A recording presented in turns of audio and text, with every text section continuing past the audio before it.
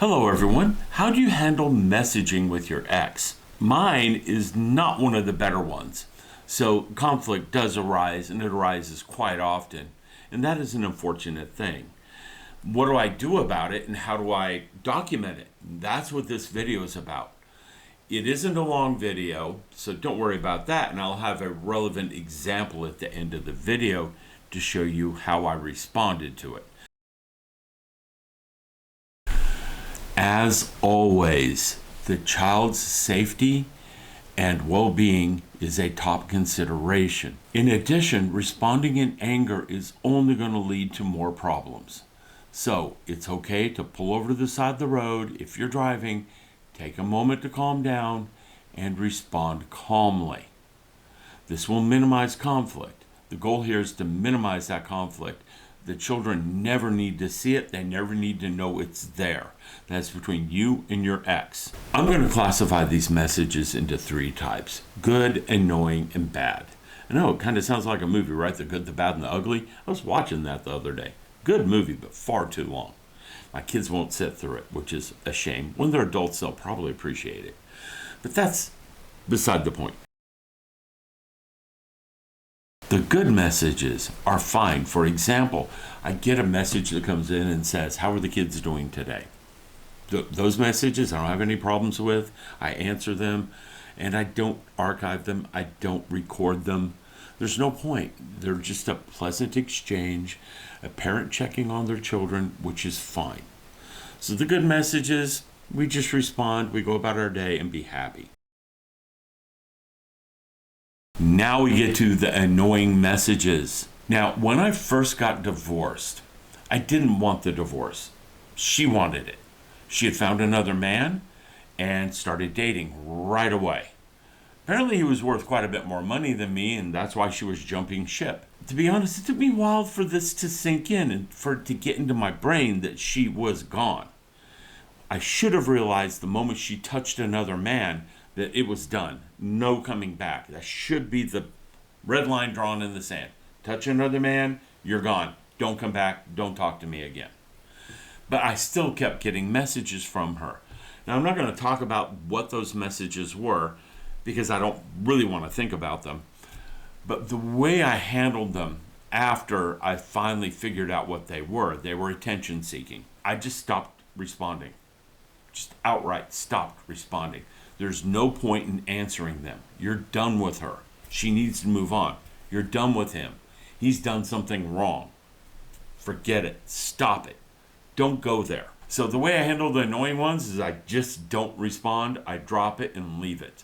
Eventually they get the hint and they quit sending them. It might take a few years. It took mine like 3 years to realize I was not going to respond to those anymore. Plus, she was on her second man, or third or fifth. I had lost track. I didn't even try. If you find the videos helpful, please hit the notification bell, like and subscribe. It really helps me out and shows me that these videos are worth doing. I am here to help you. I am not here for some self-gratification. That's not why I make these videos. I get some really wonderful comments sometimes, and it makes my day when I get them. So please leave me a comment of what you think of the video. Or you can follow me on Substack. I started putting the scripts I write for these videos on Substack, and I do add extra information here and there because I'm limited to 15 minutes on YouTube. Substack, I can write 12 pages. No one's going to care. You don't have to read it if you don't want to, and that's one thing about Substack. You subscribe to me, 3 months later, you don't like it, you unsubscribe. It's easy to do. Same thing with my channel. First, I never meet my ex in public. Never meet her in person. I learned over the past that that is a bad idea. So 10-foot distance is a requirement at a minimum. And it's just better to either send text messages or talk over the phone. Not doing the in-person thing. No more. Quit doing that years ago. It just turned into trouble. Now, what do I do about the bad messages? First thing, get a Google Gmail account. Along with it, you want a Google Calendar and a Google Voice. Give your ex the Google Voice number and only communicate through that. I know we have things like our Family Wizard. But this is going to be better in some regards. Our family wizard is supposed to record the messages, but it's a pain in the butt to go through. Google Voice is right there on your phone. Okay. The other thing about Google Voice is you can set it to give you transcripts of messages and it will send it to your Gmail account. I do this for a couple of reasons. One, I can print those. Two, Gmail will archive things and you can search it, just like Google Voice. You can search Google Voice. Google Voice will not delete messages unless you tell it to. Now, I did come across a case where it deleted another string of messages because someone deleted their Google Voice account. But when you got the email backups, you still have the messages. Google Calendar is useful because right when I'm done with a message, I go put a notification in Google Calendar that that message occurred and what it was about. So now, if I take this to court, I can pull Google Calendar and show all the bad messages I've had, what all the subjects are. I have printouts of those messages because it's easy to search. For example, if the judge only wants to hear about late exchanges, I can search for that because I tagged it that way in Google Calendar. Okay? Or if the judge wants to hear about abuses of the divorce decree, same thing. I also screenshot everything I take in Google Voice, and I put it in a Word document and I save it on the computer's hard drive. You can save that in a Google Drive as well with using Google Sheets. So everything's on Google, everything's relatively free. Now, the reason you do all this is you're documenting, you're building a history, you're building a case setup, so to speak. And I know where I'm at in Texas, that I can do this and I can hand it to a judge and a judge will take it for evidence.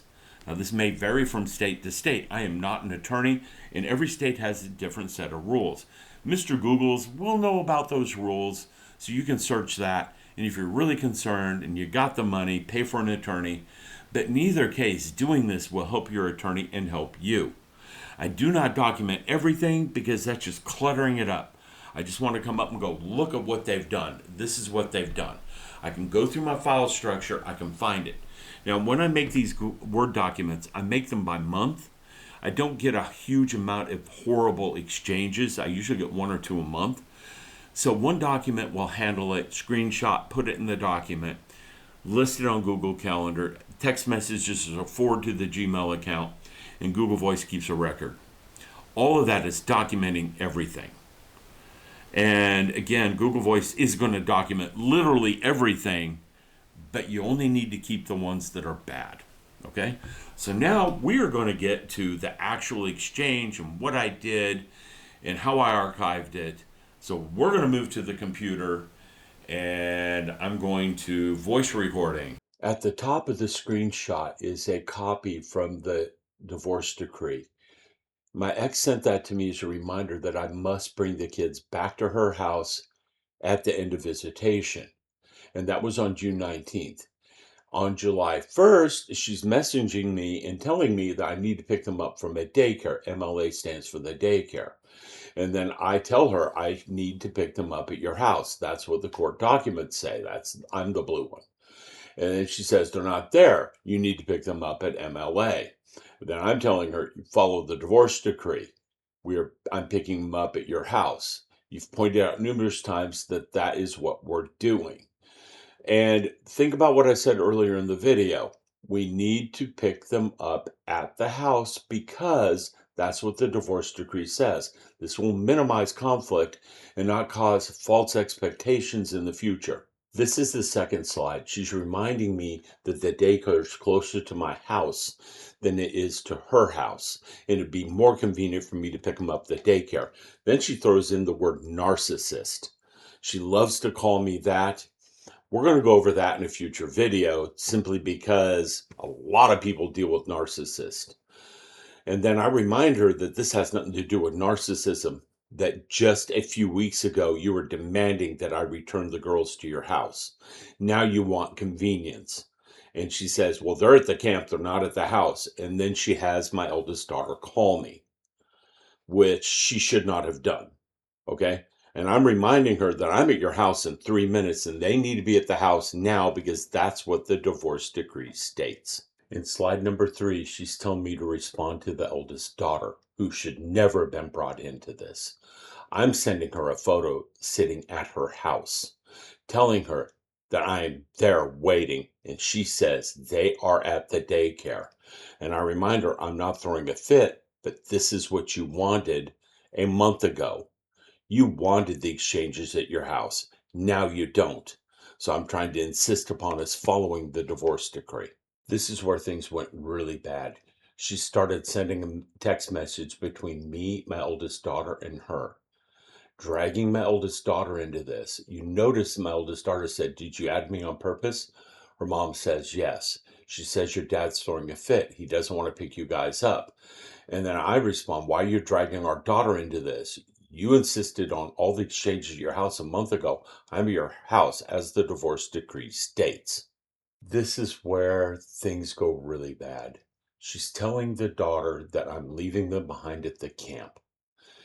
And then I tell her she's not following the divorce decree. And then she throws one back at me saying, "You've not paid child support." Go watch the crappy life videos. I'll put a link to it right here. It will explain why I've not been paying child support, because she basically owes the IRS $500,000 and refuses to pay it. And that destroyed my business and my income. And we start this exchange in front of my eldest daughter. I am wrong here as much as she is. None of that should have been in front of my daughter. She knows what's going on. She's not a dumb kid. She's pieced things together just from snippets of conversations. But it still does not excuse the fact that both of us are going back and forth in front of her. It should not have happened. Meanwhile, the text message between my ex and I'm reminding her not to do this in front of the kids. I have to remind her 3 times that you do not drag the kids into these conversations, and that conversation needs to stop.